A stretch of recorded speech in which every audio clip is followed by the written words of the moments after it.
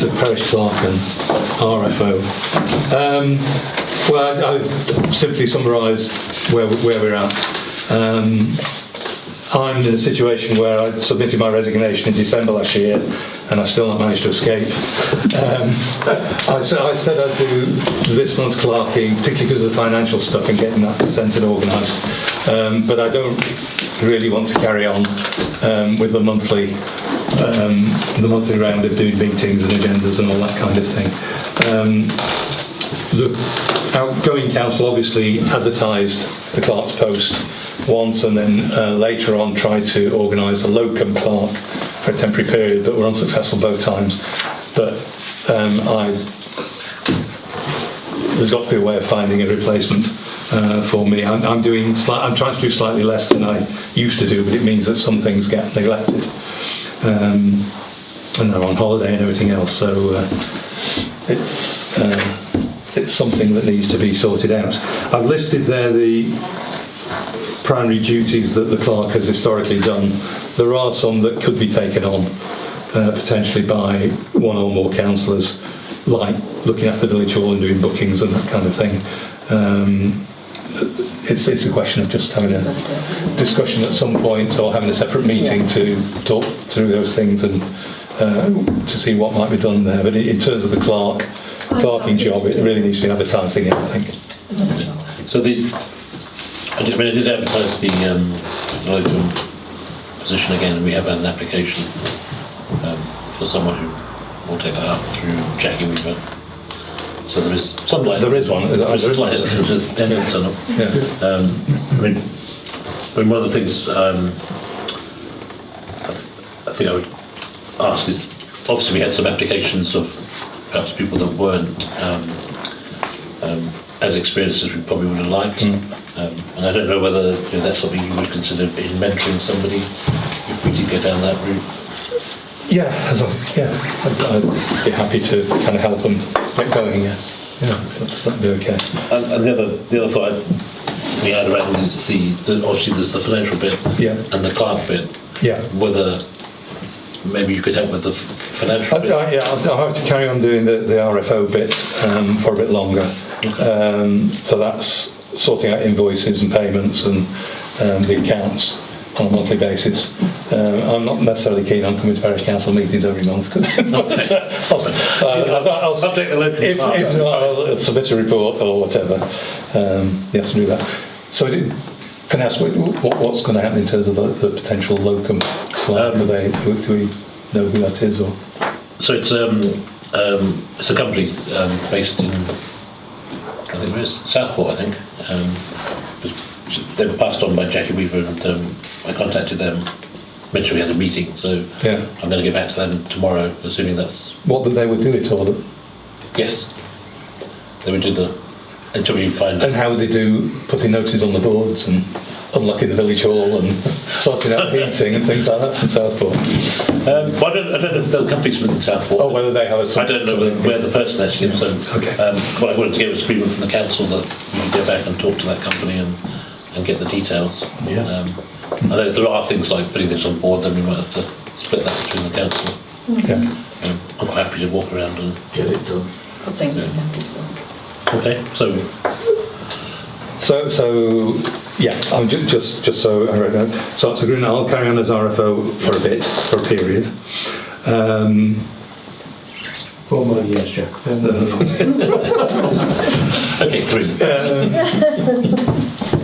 And you'll have a meeting with the company and to talk about the possibility of a locum clerk. And then I think the other bit is maybe looking back at the two people applications we've had before, and then discussion. I think one has been filled. The one who lived quite a way away has found something else. Okay. I don't know about the one who was local. It's worth an email. Yeah, and then maybe we can agree to re-advertise the permanent position. Well, should we say that if your discussion tomorrow is kind of unsuccessful, that you go ahead to re-advertise, or rather than waiting for another meeting? I don't know. My plan would be to take on the locum, whatever happens, and then... If this is a locum, the company you're talking to, is it a locum? Yeah. So isn't it worth just getting the advert in because we're going to Yeah. need someone. So Yeah. not whether he's successful or not, let's just get it in and start the process. Right, so what's re-advertised? Yeah. Yeah. Locum. No, we're advertising for permanent. Actually, it's permanent job, yeah. Okay.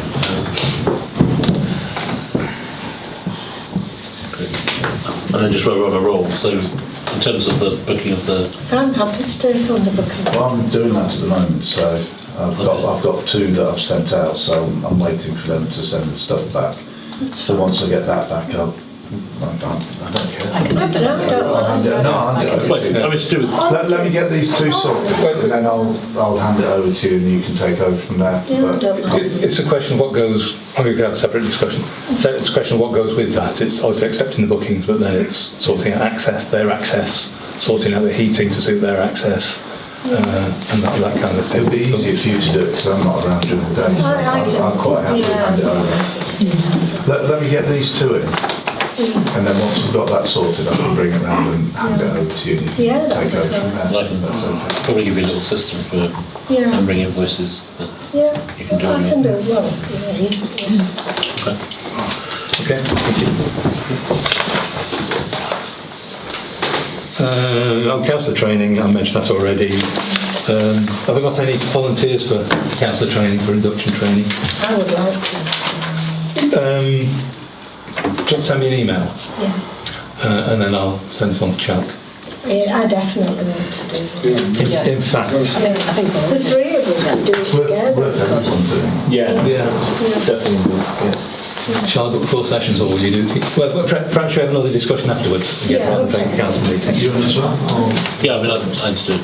We may as well. might follow the lead of our colleagues. Jack, do you want me to send you an email now? No, don't worry. Let's have a chat afterwards when the meeting's finished. And I'll because I've got the programme, their chance programme with me, so you can look at dates. Okay. Okay, thank you.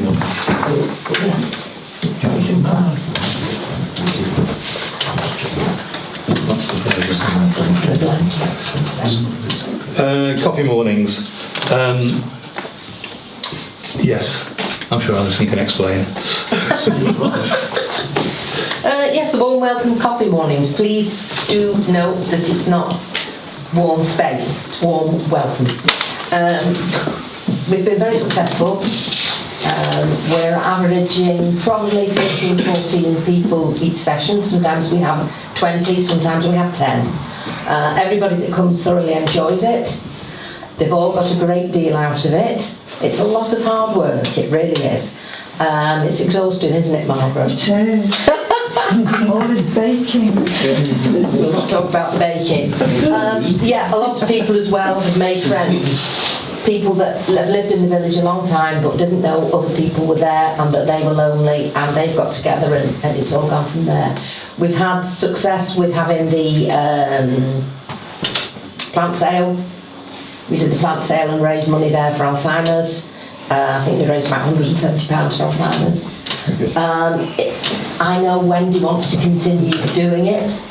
It's something that I think has become a bit of a focal point in the village, and also going out to Tabley and Winsham. We're getting a lot of people from Winsham coming and joining us, which is good. We like to offer things or whatever. We've offered advice on scam alert, those sorts of things. Because we are only donations, we've done quite well with the donations, I'm pleased to say. We are organising a trip to Bluebell Nurseries. There's going to be funding on a minibus, I believe, and we're going to subsidise it for our regular visitors to the coffee mornings. So we want to continue and go ahead if that's okay, but the next thing is, it's up to the parish council whether we start contributing to the cost of the hall or whether we do it as a village initiative. As a parish council initiative, in fact, probably. So, I mean, my comment on that would be, I mean, obviously as a village asset, we want our assets to make money. Yeah. And I think, you know, if the warm welcome is not able to cover the costs, I think it's a really good initiative. Mm. I and I think maybe at some point they might be able to cover those costs of the whole. So I'm supportive of supporting anything that includes the residents. Yeah. But not. So what I'm saying is, just if you guys could look at other ways of raising money, because there are plenty of people in the village, I'm sure, that would contribute towards that, to take the burden off the residents as a whole. But at the moment, to say we are being able to subsidise this trip, but we also do buy our own coffee, milk, biscuits, and then we rely on us, the team, making cakes when it's cake. well, that's why I come, because of the cakes. Well, I made one too. I didn't declare that interest, but the cakes are. Following on from what you said, I mean, it's just worth saying let's have a quarterly review or half-yearly review or something like that, just to I mean, we see can, whether they need support. we can quite easily go through our accounts with you. No, it's not going through the accounts, it's just I think that But I mean, what would it's make a village and a parish council initiative. I'm just following on from what you're saying. I think So we're kept up to date as a council. Well, I mean, we will be, because there's slight overlap. But I don't think we should impose quarterly reviews. No, I don't mean as in checking finances or something, but just a report back every now and then, so just so we can see and minute it and get it down Okay. I mean, to the council supporting it. maybe a request that if an update could be forthcoming. I don't think we should review it every quarter. No, well, I think we should leave it with it's putting something in place where we get an update every now and then, quarterly, half-yearly, whatever, or whenever you feel it's necessary. Whenever. It'd just be nice to have it so we've got it minuted down, I think. Yeah. A quarterly review. Okay. Right, so in terms of what you've agreed is that you're happy for the present time to allow the current arrangement to continue, and you ask the organisation to feedback every now and again on the successful scheme. Is there not funding for warm spaces though in the winter? There is in the winter, but by the definition of that, and if you have to apply for it, it has to be open every day or all day, and somebody, sort of has to be here if anybody wanted to call in. There were various stipulations on one or two of them that were going round from the government. A bit like Hope Central, isn't it? Yes, it's like Hope Central. They're open pretty much every day for a certain amount of time, and that's where a lot of their supported funding comes from. It's it's a fantastic worth idea. looking into Carry that, on. actually then. Yeah. We did apply for grants, but we weren't successful. I mean, I'm very supportive of it. The one time I managed to make it on a Wednesday, I normally work Wednesdays, but yeah, it was very good. I just wondering, I mean, we're talking about £6 an hour that is our standard charge for the hall, is that right? Yeah. How much does it actually cost to heat the hall for an hour? Do we have any Good idea? question. Yeah. Good question. It's Don't know the answer. I'm sorry, I don't. Obviously, it changed a lot last winter. At the moment, we're not paying for very much in the way of heating, so summer's not a problem really. It's when it starts to count. It's obviously when winter comes on. Well, bearing in mind that sometimes they say it is only donations. Some weeks we'll get £6, some weeks we'll get £10, other weeks we'll get more. I mean, I think we carry on supporting it, but it's just I think if But we're yes, supporting it, we do have to have some form of just feedback. And then certainly approaching the winter, if we are still going, which I hope we will be doing, and so does Wendy, we can then look at government grant and government aiding again, because it was just that we were too late this last time Right. in securing some money. So I think we need the group to be self-responsible for looking at alternative funding. In the meantime, we're happy to fund it. I think it's a great initiative. To be reviewed. It's just a over bit, which months. there's a discussion last meeting about Cheshire Community Action and what we get. Have you been in touch? Yeah, I haven't with been in them? touch now because it wasn't sort of fine. It might be worth asking them. Yes. Because that's what they do. One arm of CCA specifically is concerned with village halls and the running of village halls and parish halls. So they might have some resources that might be helpful. Right, thank you very much. We will do. Okay, thank you. Still me. HS2. I've summarised there where we are in HS2. After many years of consultations on various versions of the thing, it's essentially reached it's gone past its final consultation stage, so it might not be quite final. Its final main consultation stage, with the hybrid bill going through Parliament its first time. And the stage it's at with the outgoing council submitted a petition of objection to the latest version of the proposals. As a result of that, have been invited to go down to London to be questioned on it by the Select Committee, Parliamentary Select Committee. And the date for that has been arranged for 26th of June, I think. The outgoing councillors who were most involved in doing that over the years and through this petition stage, Andrew Shaw, Sarah Flannery and Chris Tarrant, and Chris and Sarah have penciled themselves in and have volunteered essentially to go down to London to appear before the Select Committee, which is quite a daunting task. If you've seen, you can see recordings of these appearances. A lot of other villages around here have already appeared. Lost up Graham, and I think Mere have appeared as well. And you're sat there in front of the Select Committee of MPs. You've got HS2's KC, plus all his backup team, and there's you and your mate, answering questions from MPs. So it is quite a daunting exercise.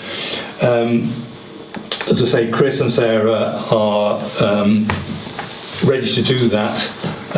Sarah has drafted, we've had the HS2's response to our petition, written response to our petition, which runs to 70 pages. We had a meeting yesterday and talked through that and made some comments, which Sarah will include in her response when she goes to the Select Committee.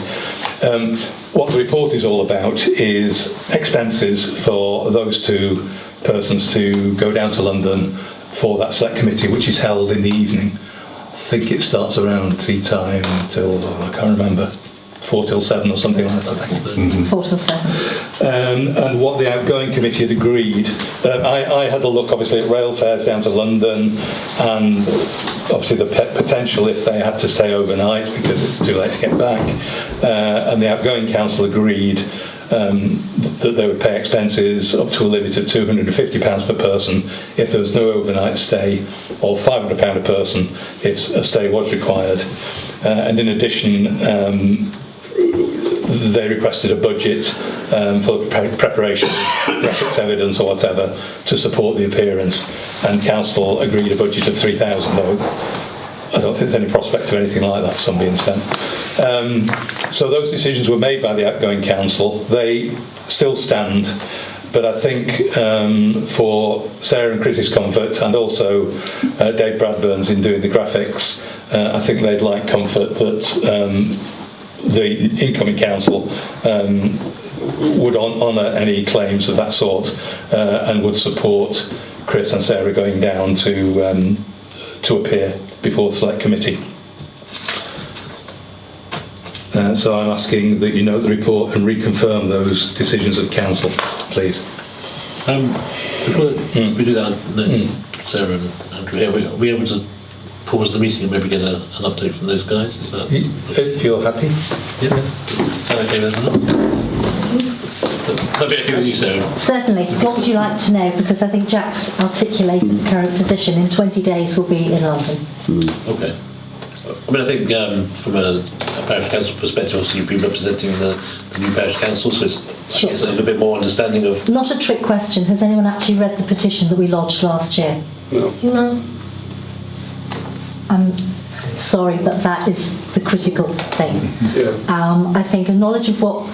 Bearing in mind that last year we estimated we went through 2,973 pages of documents in order to even write our 17-page petition, which was described as extremely comprehensive by HS2.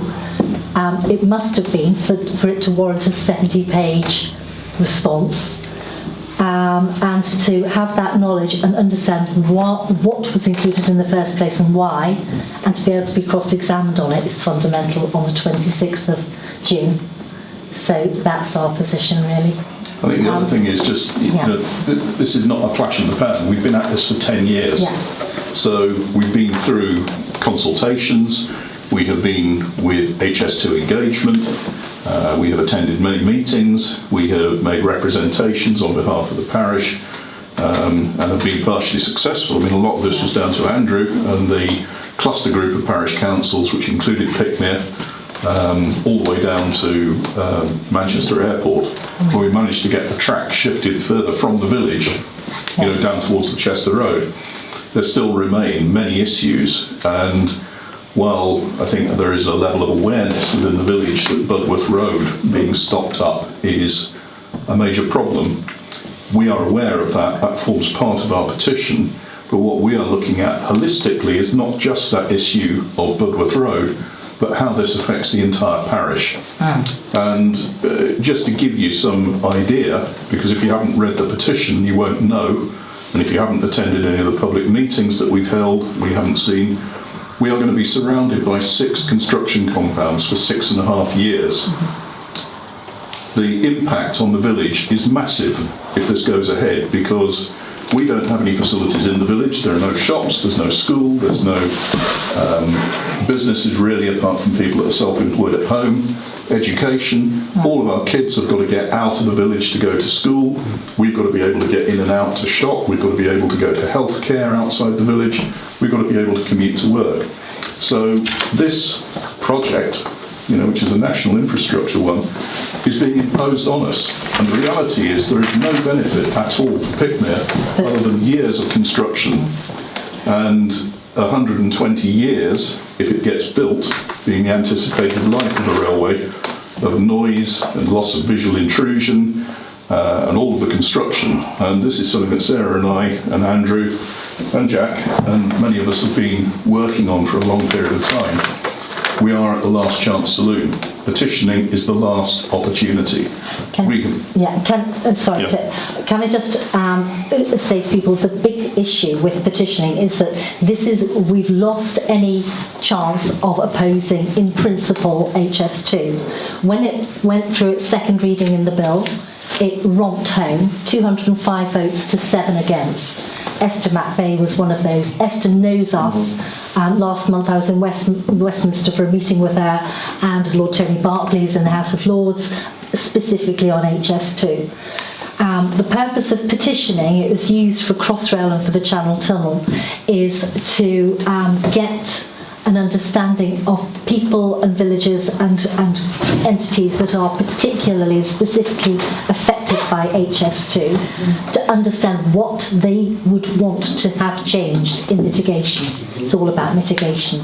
So, as Chris accurately said, it isn't about one issue, it's about understanding what the impact is of 510 HGVs every morning and evening will be, and what the impact is of changing completely the character of our country lanes, doubling the width and removing the 7.5 tonne weight limit. In some cases, the plan is permanently.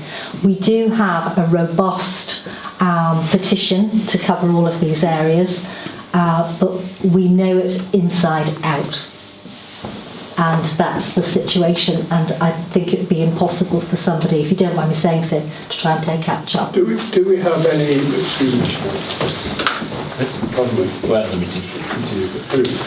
do we have any examples of similar villages having already gone through this? Absolutely. Be my guest. On Parliament TV, Okay, you can see Mere, you can see Latch Dennis, you can see Wincham, you can see Plumley, you see Northwich.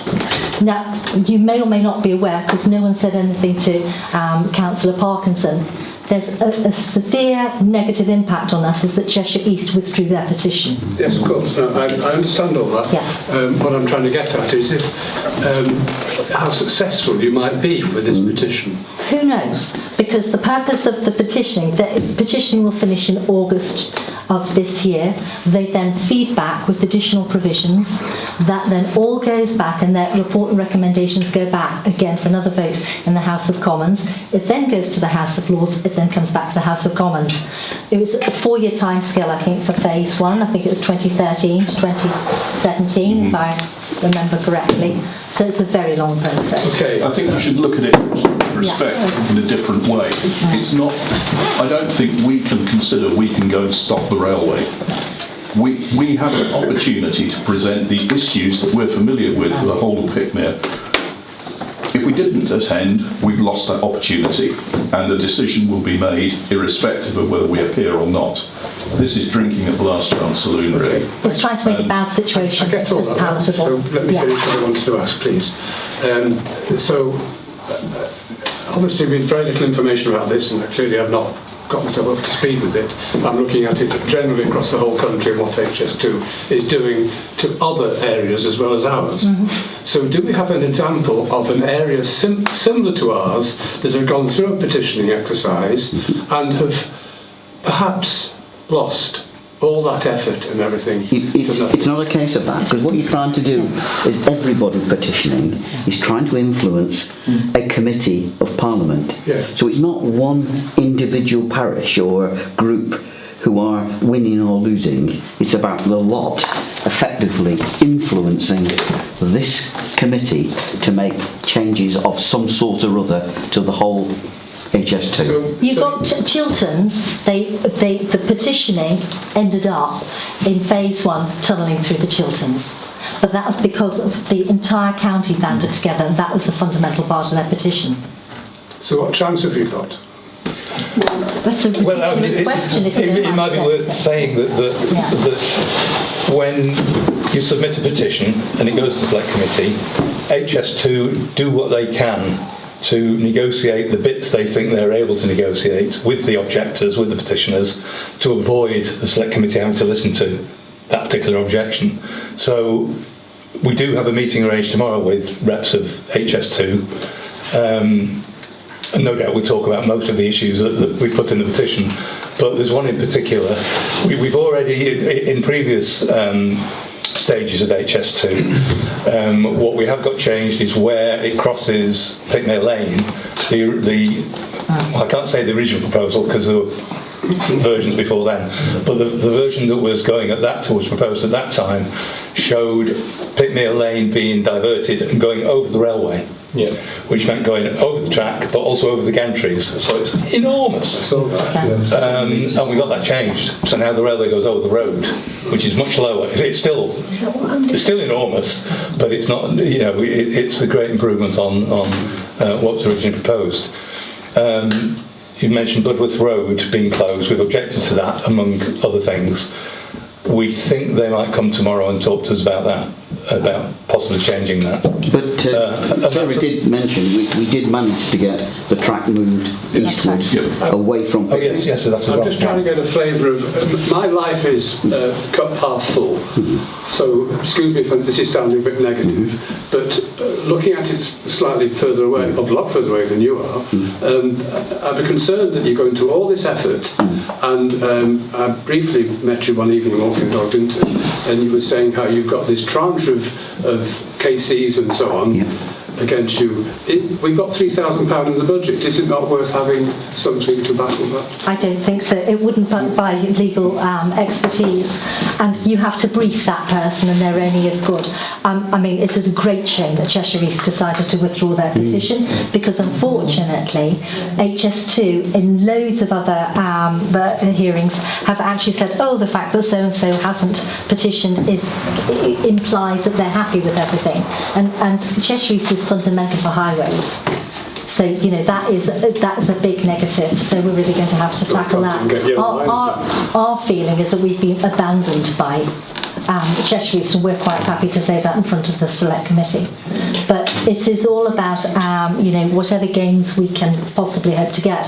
If we have invested this in our own time as volunteers, it hasn't cost lots of money. We've dedicated 10 years of time to it.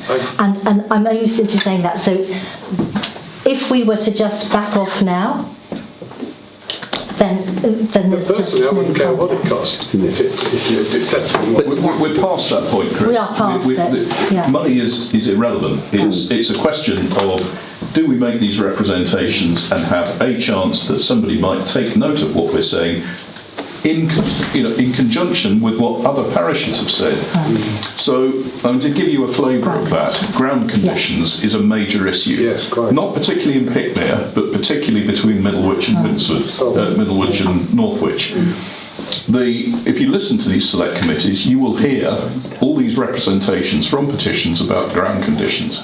There's a lady locally who lives in Latchdown, it's Ross Todhunter, who's a retired geologist. She was extremely good in the way that she presented her evidence. She's passionate about this. She spent an entire career, looking at the geology of this area. She knows it back to front. HS2 wheeled out somebody called Professor Lord Nair, who looks like he is the most preeminent geologist or geophysicist or whatever that they can present. It is a David and Goliath situation. Don't forget, this is a government initiative.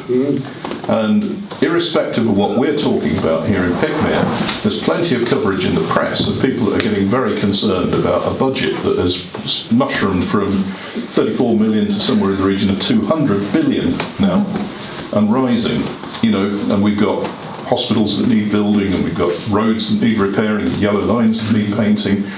There is a colossal amount of money being invested in this by the government, and they're still ploughing on with it. And HS2, of course, is the promoter of the bill. Yep. HS2 is there. You see, as Chris said, one or two petitioners outflanked completely by, on one occasion I counted 17 legal counsel. And they're there with their notes, passing to each other. Esther McVeigh has promised to appear in the gallery, and that is good because yesterday Fiona Bruce and Ed Timpson were noted, so that sort of support can help. But look at it. The bottom line is what we said, that 205 MPs voted for it, 6 voted against. We know our back's against the wall, but hey, if we do nothing, then. But the conclusions of the select committee that we're going to sit in front of, they will write a report and report back to Parliament, which will be an amalgamation of what they've heard from every petition. Right. Yes. So Pickmere in isolation will add to the weight of what other people have said. Yeah. And hopefully some of these common things, like ground conditions, like revisions to route, like loss of visual amenity, like disruption to communities, effect on welfare and health of people, years and years of construction, destruction of ancient woodland, green belt, and all of this sort of thing. Some of the really shocking statistics are that 17% of this parish will have significant noise problems. Yes. High enough to warrant insulation. I hope you see where I'm coming from on this. Absolutely. Try not to be negative, but I don't want it to. But just to give you an example of where we're coming from this, I think I know we've got the discussion short, but I think we're sort of, there are 2 points here. One is, I think everyone agrees that you guys are the people that know this subject inside out. I think my concern would be, I think I just said there's a meeting tomorrow. Is there a representative of Pickmere Parish Council at that meeting? not at the moment, because we only had the meeting confirmed last night. Last night, Okay. literally last night. So can we send a representative to that meeting tomorrow? Could I request that if a representative comes, that they do not try to impact on our strategy? No. Because one of the things that they are really trying to do is pump to get as much information about what we're going to be saying on the 26th. You mentioned that to me that time. Yeah, I think that's reasonable. But we can have a So representative. as an observer, would that, if that's not... Can we have two? I don't think so, because Why I think not two? otherwise we'll outweigh them, and we really don't. It's too easy to lose control. If there's just... If we've got two observers who aren't doing anything, it doesn't affect the control of the meeting. Doesn't it? If that's if observers stay observers, and in my honest opinion, it's hard to hold it Well, up. if we're sending an observer, they're going as an observer. No. I think that's fair enough. If they're an observer, then they have to, they have to abide by the fact they're observing, and that there is nothing more. And we actually introduced, because obviously they hadn't had an involvement up prior to this. Yeah. Oh, yeah, well, those observers of the Parish Council. So maybe after the meeting we can select the two people. So if we just so you know, Ewan, as well, the meeting's at 6 o'clock tomorrow, so that might affect some people's 6 a.m. or availability. 6 p.m. Here. Oh, it's here. Here. Yeah. In this building. Yeah, 6 Okay. p.m. All right. I think, there's another meeting. There's two meetings, isn't there? 'Cause did you put two meetings on that then? No, there's one. Okay, so thank you very much for the report, and also thank you very much for the work you've done over the last 10 years, because HS2 is one of my hates. A lot of people. Us too. Okay. Can I come back to the recommendation, and can you reconfirm the council's decisions in respect to authority to pay expenses and costs, as I've outlined in the report? Propose that? Yes. Just want to vote. Agreed? No, Is this to stay overnight in London? Well, that's only if it's necessary to stay overnight. I'm sure they don't want to stay overnight. Jane, They don't have to. I won't be staying in London, but I do want to get over. I'm not planning to. No. It would have to really overrun. They've never overrun beyond 7 p.m. Okay. But I think when that went through, we weren't sure what time the Well, we sessions didn't ran know until what. No, we that didn't. time. They hadn't even announced. But the situation's changed, so it would be good if the council agreed that if that was the need, if that's what you're agreeing to. There was one council where they actually invited them to come back subsequently, so it's worth just bearing that in mind. Okay. They didn't get through everything. I'm happy that you can take the decision. If you need to stay, then you need to stay. Thank you. The last train back is 11:30. I've been on it. I'm going to be. Assuming that on strike. Morning. Oh no! If they're on strike. Oh, thank There could be a strike. It's the smoke alarm as well. It's the one that stops everywhere. Okay. Thank you. Neighbourhood Plan. The report just sets out where we are with the Neighbourhood Plan, and it really puts it on the agenda for the new council to decide how they want to move forward. It may be that you don't decide in detail tonight, but I wonder I have whether... a suggestion on this one. That I think that maybe this is one where we need to meet separately and actually have a bit more of a discussion about what the neighbourhood plan is, where it's got to. Certainly, because I think we need a little bit more thought over this than just sort of a discussion in council based on the report. Do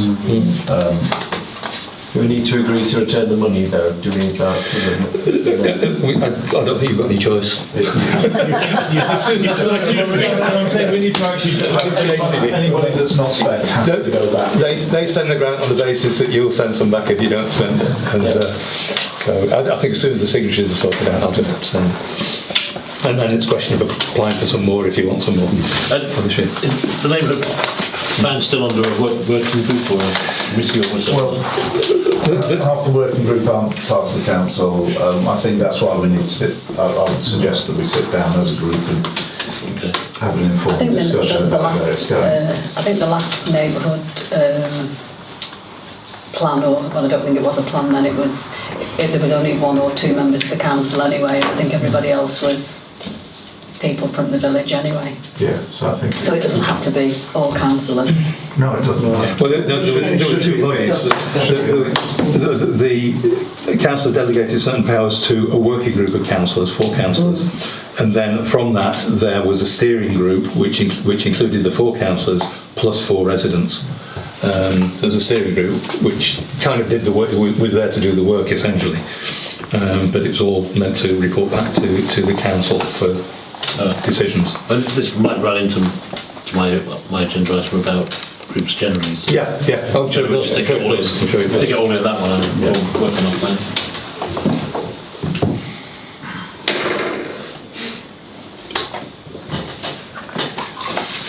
Similar on the refurbishment of the play area. Yeah, really. I mean, it's potentially a big project.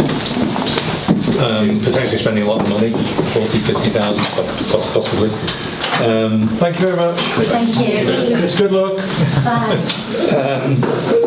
Again, maybe we could combine it. And because I think it'd be useful to know where we are with both things before coming back and make how we go forward. All right, so we'll take that under the single sector issue. Right, onto yours now. Okay.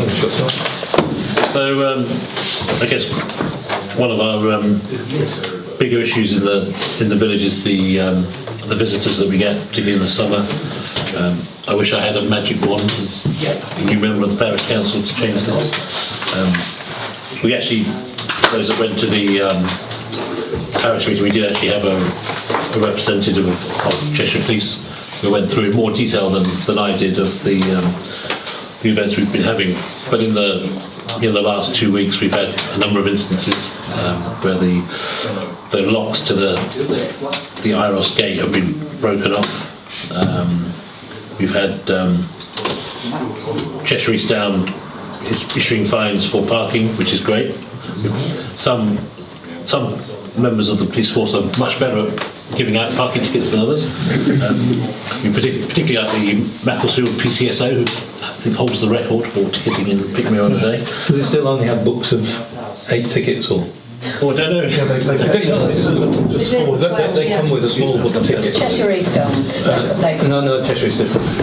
The police have a small book. When they've used them up, they've used them up. If they want any more, they have to go back and apply for some more. They don't come with a book of 100. I don't understand the Macclesfield. They did say that they boot. Did they say that they boot 14 one day? Yeah. So must have not had several books. Maybe there's more than one. Yeah. So obviously, drug hardware down the lake is we've been recovering. Residents and members of the council picked that up. I mentioned earlier in the parish meeting that barbecues seem to have expanded this year and become a big issue. We've got people lighting barbecues on wooden benches, tipping barbecues out onto the grass, burning the grass. Putting them in the bins. throwing them in the lake. Yeah, throwing them in the lake, throwing them in the bins when they're still hot. I mean, it's just beyond belief. We had one car that was allegedly parked and rolled down the hill, which is a very serious. Yeah, to the Any kid could have been walking past at that point. We have had quite a lot of litter picks, and a lot of people in this room have been on those, and the things have been collected. We also had a lady who seemed to drive her car into the gate. I'm not sure if it was an accident or not an accident. I think, just for clarity, I think a discussion around confirming that the gate will be locked at 8 p.m. There is a sign on the gate that says it's closed, so it will be impenetrable from the 8 p.m. I know a lot of the local residents are quite keen. They feel that their quality of life has been a bit damaged. We did hear earlier about issues with people and drugs, and one thing I can tell you about people selling drugs is they like the little shady areas where they can park their car and do it, which is unfortunately the bit behind the gate. If we lock it, they're more out in the open. So I guess my recommendation is that we confirm that we will be locking at 8. Can I suggest in respect of that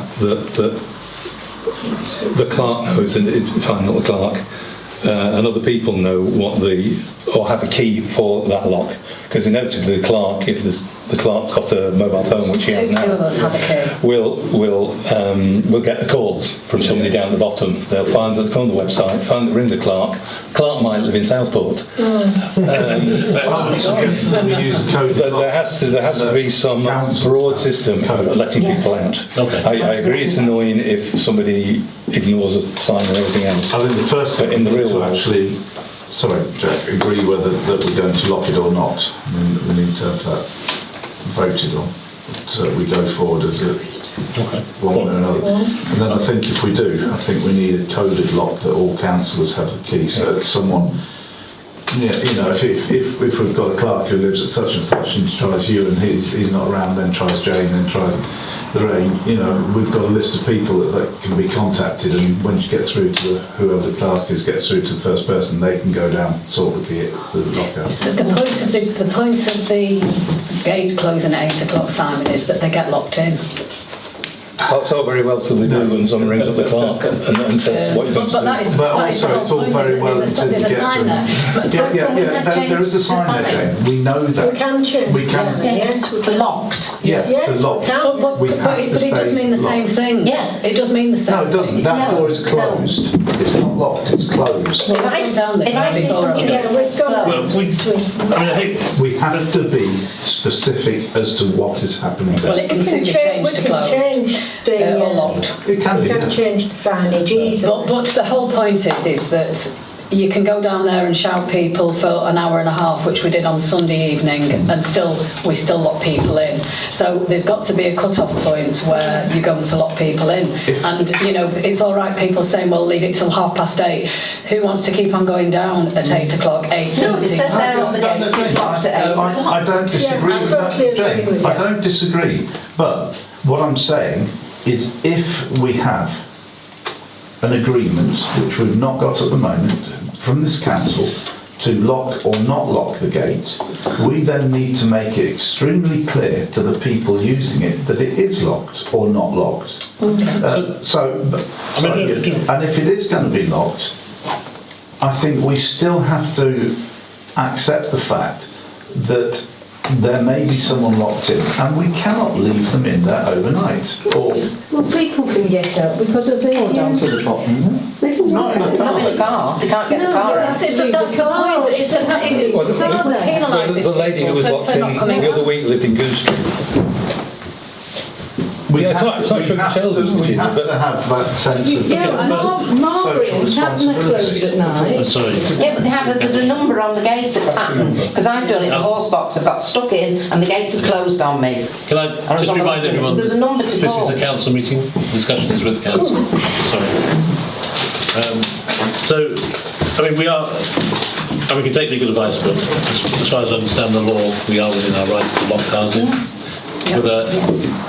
Whether we have a legal right to parking or not, as long as there's a sign.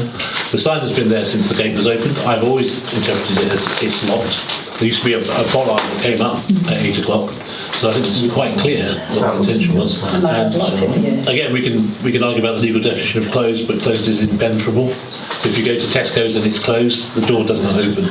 But that door is closed, but you can still walk through it. Okay, but I think we have to be, what I'm trying to say is we have to be specific and we have to be clear as to what is going on. all right. If I, Oh, sorry. is that right? So my concern is that when people are driving in there when it's busy and their focus is on finding a parking space which is at a premium, they drive straight past that sign, and once you pass that sign there is no other sign. No. So I'm totally for locking the gate at 8 o'clock, but I think there needs to be clearer signage, because who wants to have an argument with someone at 10 past, 8:30, whatever time? We just don't want them to be in there at 8 o'clock. You know, my feeling is we don't want to be locking people in, but what we want is for that gate to be locked. So we want the people who are parking in there to be out before 8 o'clock. Yeah. So let's just And have... we are going down half an hour before and shouting to them. Oh, yeah, I know, but if they No, it's kind of a point. But if they know, if there is a sign at every single parking bit in there, and a sign, on the wooden gate that takes you down to the lake, this area is locked at 8 p.m, then people can't say, I didn't see the sign. Yeah. But I think it is relatively easy for them to miss that one sign It is on their way in, Yeah. and then through no fault of their own they're locked in because they didn't know. But I have to say, if you go over the Runcorn Bridge and miss the sign, they still send you the bill. And it is getting out there that the gate is locked. People are, beginning to understand. I mean, I think I would also add that the two green signs, one outside the gate, one inside the gate, say 6 a.m. to dusk. It doesn't. Does. for parking. Oh, on that one. On the green. the tall green sign. Yeah. It says it'll be open 6 a.m. till dusk. That's a good point. Which, Well, that's for pedestrians, but you make it clear. that's what it says. Okay. So I think, first of all, That can soon be changed. can I propose that we have a vote on locking or not locking the gate? Proposal. Who's proposing? What do we, You've got to propose one or the other. we've got to have a clear proposal Yeah. as to what we're voting on. So at the moment we're voting on whether we We're locking the- lock or don't lock the gate. At 8 o'clock. At 8 Yes. o'clock. So we do. So you're proposing that we lock the gates at 8 Yes. o'clock? And unlock at? 8 But- to 8:30. But I think we need to have an additional part on that with correct signage. That if we're going to lock the gate, that we agree that we're going to lock the gate, but there has to be the correct signage to indicate that that's going to happen. As in the one that says we lock this gate at 8 o'clock. Yeah. Well, We that's lock. already on the gate. It's already there. It says closed. There was a point that There's my concern that once you've driven past that, there is I said that no... because a lady last night, I knocked on her window, came in at 7:30. I said, did you know? She said, oh no, I did see the sign, but it didn't really register. So little signs over each parking bay. Yeah, So easy enough. Yeah. So that proposition is amended, is an amended proposition, that the gate be closed, but only when there is revised signage. So we vote on that one. If that proposition is seconded, No, because we've been locking the gate already. sorry, you made a proposition Yeah. to lock the gate at 8 o'clock. Simon proposed that that be amended, that resolution, say, okay, lock the gate at 8 o'clock, but only when the signage has been revised. So it's an amended proposition. If that is seconded, we vote on that one first. And if it wins, it wins. And if it loses, we come back to your proposition. Can I suggest an amendment to the amendment? You can, and then we vote on that one first. But is yours seconded? Does anyone second I'll listen to what you want to say. Right, go on. Clarence. So I'd say that we vote on locking the gate at 8 o'clock with a caveat that we will produce additional signing to make it clear the gate will be locked at 8 o'clock. Inside. Once they've gone in, you mean? Yeah. Yeah. That's 3 signs you need to change. Or maybe 2. Well, Yeah. I think we can just put up signs. We can do If you it have the temporarily. signs at the end of the way they park that just say. So we'll put up additional signage. And before the signage goes up, what happens? Just a clarity. Lock the gate. You still lock the gate. Yeah. But I think that the signage can be done quite quickly. Temporary I'll have a signage. separate discussion with you on that. But yeah, okay. I mean, fine if that's the proposition. Is that seconded? Can I just say, what happens in winter when it's dark at 4 o'clock? They get locked. Because it does say it on the gate. There's It does say it on the a change gate. of time in winter. It does change it. Oh, yes, please. On the gate. 4 o'clock. It So says it's- 4 on the So you need to put that on that. So it's 8 in the summer, 4 in the winter. Yeah. Yeah. So the sign, We're looking at as per the sign on the gate currently. yeah. So repeat that proposal again, please. So the gates will be locked at 8 p.m. in the summer. You've not decided when summer ends and begins. 4 p.m. in winter, but in association with additional revised signage to be erected. Okay, I second that. If it was Before proposed. we go down, I'm sorry, we need to get this right, because there are a lot of people who are saying, yeah, it's a good idea, but there are also a lot of people who are saying it's not a good idea. And I think we need to be careful that what we're doing is getting it right, so that when it does, whatever the end result is correct and is going to be acceptable for the But Simon, we've proved it's right already, and the numbers. Everybody's coming to us and saying. The number of people Well, have said what a people have difference. come to me and said they don't like it. So, we can go on like this and say, we'd go with this hearsay, but we need to make sure we've got it right. But we're there at 8 This is o'clock what we talking are. to people. This is- They all agree. Yeah, but there are people who are not down there because they don't want to park down there. There are people who disagree with the gate being locked. We have a complaint about the gate being locked. So we have to consider this. We're not doing the job properly if we're not. And what I'm suggesting, just in addition to that, is that we think about the type of lock. And the lock should be a numbered lock that each of the parish councillors has the code to, so that if it does get to the point where we need to do it, we can, without having to break locks. I think we need to have that type of lock in place. It's the whole point of a gate being locked at 8 o'clock is it's locked at 8 o'clock. That's if there's clear signage everywhere and somebody gets locked in, that's the penalty that they pay. It happens in any car park. Yeah, but I think we have a chance to actually show a Why reasonable should side we? to us as well. We've inconvenienced We're them trying by to. being locked in there. We're trying. It's generally not people who live in this village that are No, it parked isn't. in, And that's why I think we need to be able to allow them to go. And everybody in the village now knows that the gate is getting locked at 8 o'clock. And most I people don't that I know are very happy about it. Everybody. So if I'm interpreting these propositions, it was Fiona's proposition amended by Simon saying that the lock be a combination lock and the number be given to all parish councillors and the clerk. Okay, is it? So that's the final form. If someone would recommend, if someone would second that proposition. And it's the signage is not Just make it additional bigger on the than lock. So it'll be locked 8 or 4 in association with additional or replacement signage, and the lock be a combination lock, and the number be issued to councillors. Do we have a seconder for that? Do you not have a second to that call? I wasn't listening, so sorry. The gates will be locked at 8 or 4, somewhere like that. Yeah. But only in association with revised or replacement signage. Yeah. And the third leg was the lock would be a combination lock, and the combination will be made known to councillors and the clerk. So that's the final form of the proposition. It's been proposed, it's not yet been seconded. Seconded. Seconded, right. Can we have votes in favour of that proposition? Can I count them? Can I count 1, 2, 3, 4, 5? Against? 0. Abstentions, any? Yes, I abstain. That's only, we've only got 7. I abstain. You abstain? Abstained. That's 2.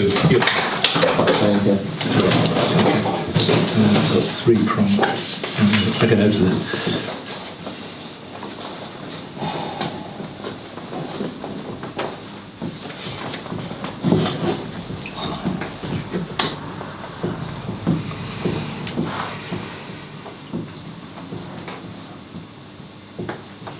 Okay. So that's one bit. So that's the first part of that recommendation. Okay, so my other proposal is, and I think in previous parish council minutes, there was already approval of signs to state public land, private land, sorry, private land. So I propose that we action that signage and also get clear signage, whether it's people with a red line through them or text, to indicate that barbecues are not to be used. So what's the kind of approximate wording? So that we action the previous council's That's in relation to decision to be through the fence. but they had signs for Signs, there are going to be signs, yeah. and we also action signs for no barbecues. Can I just make a comment? This is me because I've done this job for 7 years now. When I first came to Pickmere, the IROS down there was covered in bits of signs. Different signs, different sizes, different colours, no parking, none of this, no that, the other. And what we tried to do was combine all those in those 2 big green signs. Oh, no. And they're not big enough, those signs, in my view, I haven't put them up. But now what it seems we're going back to is have a sign here, sign there, sign everywhere.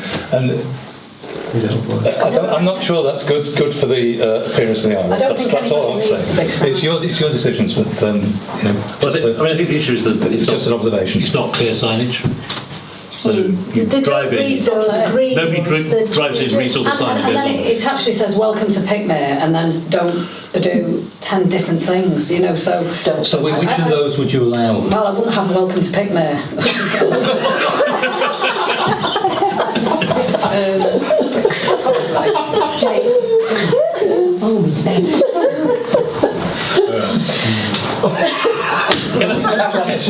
Can I just suggest, in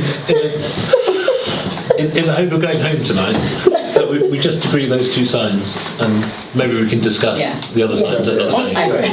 What I would agree with Jack is that signs that actually are in keeping with the existing signs would be Because people do laugh at Costco's that, don't they? finest, you know, red and white ones or whatever. Yeah. Are you saying we can't put on there, piss off, you're not welcome? I just think that the sign is laughing at each other. It says, welcome to Pickmere, don't do this, don't do this, don't do this, don't do this, don't do this. And a barbecue bit at the bottom. We'll cover that in another Yes. Because no one reads it. Okay, Something in it. so do we Jen, you can get a really big one that just blocks the road.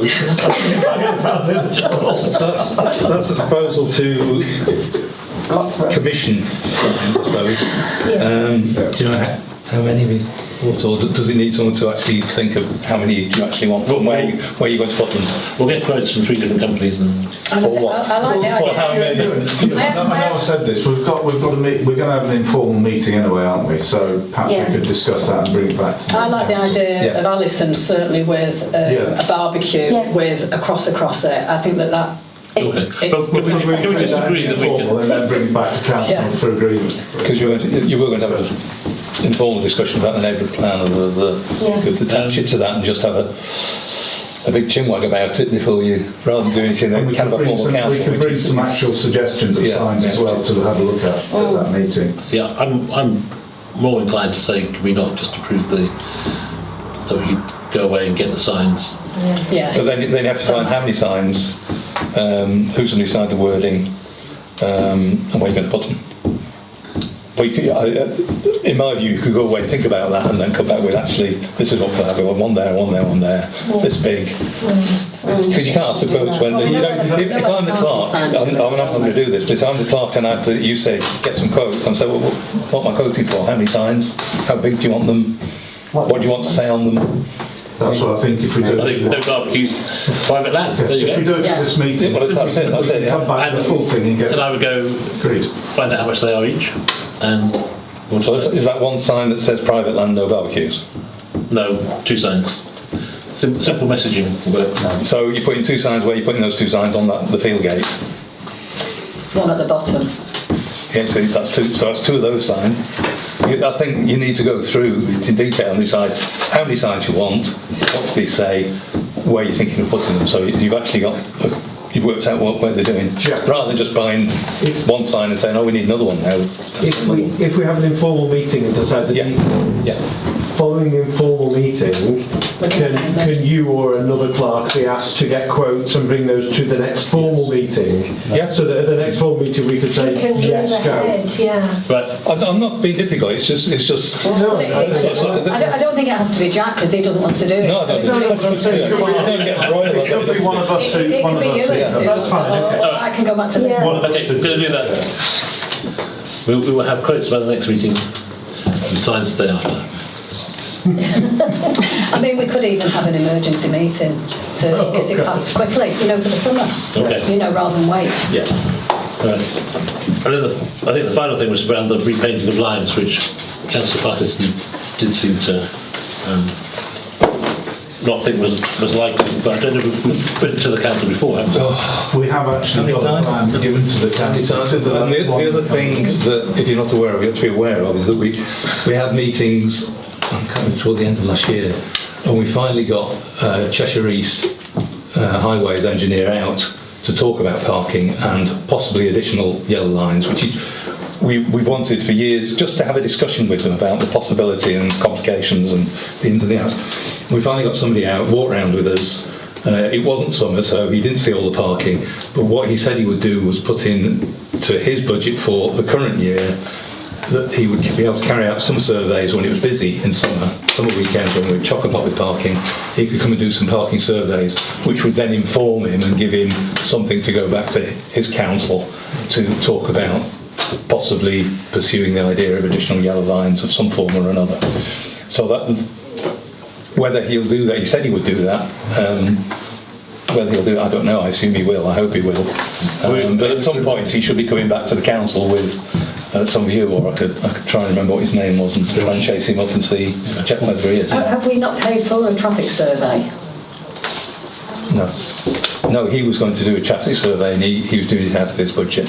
He has to determine, because if there are going to be any additional yellow lines, the Cheshire East will have to make a traffic regulation order, and of course being a district council, they have to go through this whole bureaucratic process of having it justified. There has to be a formal survey which they'll have to do on their terms, and a number of stages, lots of public kind of consultation along the way. It's a whole big process, and this is just the very beginning. He said he'd put some money in to do surveys this year, and that's what he committed to. So maybe we can find his name and send him an email, just remind him that he promised to paint half the road. Yeah, that's the other thing. Find out who he took over and remind them. Yeah, he probably moved on to another council now. That's the problem. Okay. Yeah. Right. We're on now. No, but no. Okay, so this is just to close out the building and the fence. Obviously, the previous council kicked that can down the road for us to deal with. So my proposal is that that we accept the result of the village poll by confirming that the fence will not be built on the IROS, and then take actions to recover any funds in relation to the fence. And I'm reliably informed by Jack that that discussion has already started. Yeah, I mean, essentially the outgoing council, well, at the time, decided it was duty bound to pay for the materials that the contractor was holding and bought to do that job. So they did pay him for those materials. I've spoken to him a couple of times since, and he's happy to dispose of the posts and the fencing itself on other jobs as and when he can. And at that point he will reimburse us. I've not tried to hold him to say reimburse us at the same price. Reimburse us reasonably. I think he's assuming he'd pay us back the price we paid him for. But so, and I understand. I spoke to him before I added that paragraph in, that he was reusing the posts on some of the jobs, so he'd reimburse us for that. He'd not yet reused the fencing, which is the narrower gauge fencing. So he's yet to reuse that. That's still in storage. So that's where it is at the moment. So do you want to? Yeah. So in terms of the first recommendation, the proposal is that you confirm that the fence will not be built at the IROS. No, hang on. Can I just ask? Can it be worded a little bit differently? Right, sorry, I'll read out what I've written and then Yeah. It says the council actions as a result of the poll by confirming that a fence will not be built at the IROS is what's proposed. Right. Do you want a discussion around that wording? Yeah. Because what happens then when the fence at the top of the field needs to be replaced, which it does need to be replaced because it's getting very holy and knocked about. We can't then do that because we've said we're not going to build a fence on the IROS. So can we not say that the fence is not going to be built as per the previous proposal? Yeah, the previously proposed fence Thank you. will not be built. Yeah. Yeah, I'd second that. No, I propose that. Which am I doing? I'm seconding it. What's it doing, Bob? Can you pass that to you? Josh isn't out. That's the highways guy. Oh, okay. He's the one that's going to paint our yellow line. Yeah. No, this is another one. It's another one. It's a different one now. No, he was the main highway engineer's contact, but the guy who came out was a yellow lines man, who was a different guy. Yeah. Because I know Josh Holden took the plans. He was yeah, we did it through him in the end. Yeah, well, at least you got a contact. Yeah.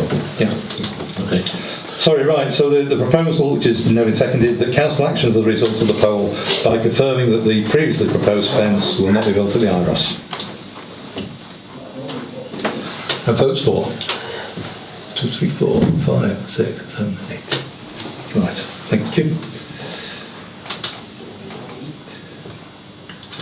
And you want to, when the council takes action to recover any funds paid in relation to the fence. Is that agreed? Does everybody agree with that? Yeah. Okay.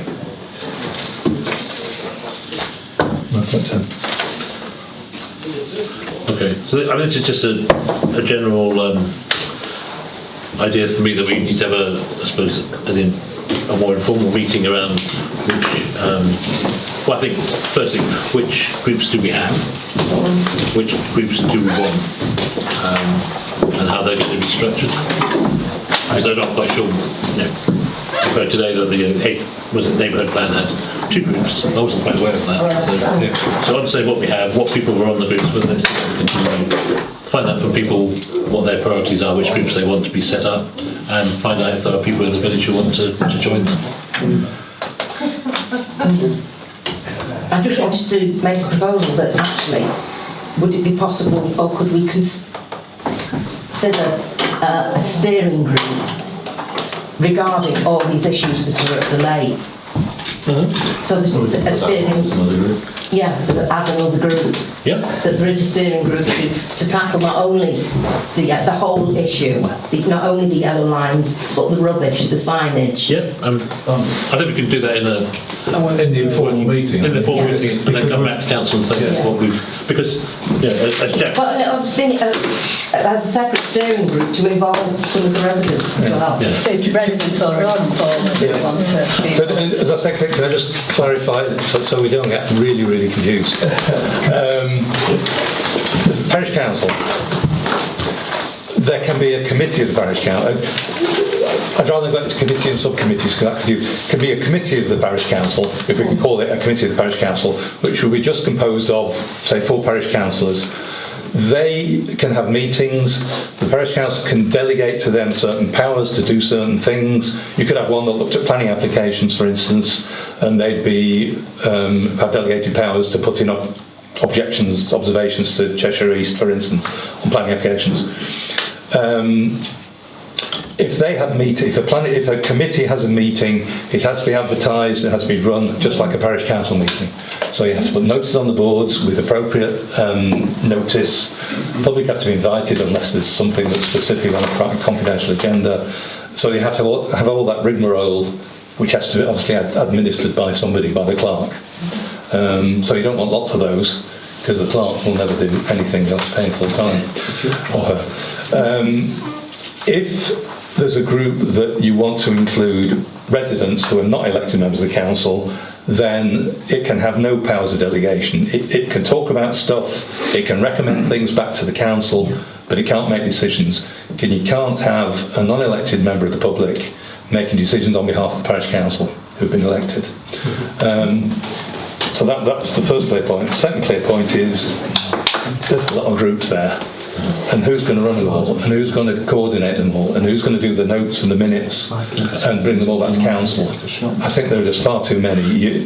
Previously the council had neighbourhood plans, and they did have the 2 groups there, which is why we call them then the working group, which was just councillors, and then there's the steering group, which was termed that, which had the residents on it, which was meant to do the work, doing all the kind of groundwork on the neighbourhood plan, but all the decisions would come back to the parish council. There was that one, and there was one for the play area refurbishment.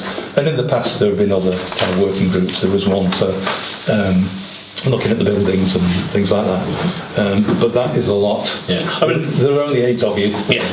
Somebody's got to write the notes, do the minutes, organise the meetings. If it's a committee of the council that doesn't involve residents, they will have to be publicised, like I said, things on the website.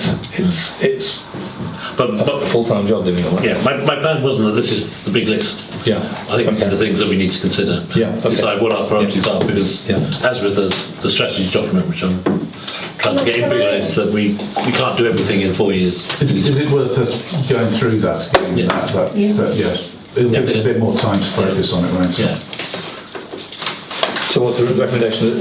So we've got an informal meeting. Informal meeting to look at what committees, subgroups, working groups we need, what we can manage, and what they should look after, what their job is. And then who on the council wants to be on those groups, take that. I think it's going to be a case of a few informal meetings while we get things sorted. Can I ask something, Jack? Because I'm sort of was looking at, because you know how we did the picnic, the coronation, and organised the jumble sale and things. So if we were looking at another event on the IROS, would that So, but just for an example. It depends who's organising it. Yeah, but if I was organising it. If it's parish council can organise an event on there. But and have a working group and have people to help me, even though I would come to council. Yeah, if it was a parish council event, and okay, as a working group, is that all right? doing all the running around, yeah, the parish council can run it. If it's a separate, few members of the public want to run an event on the IROS, then you get into the same issues about insurance.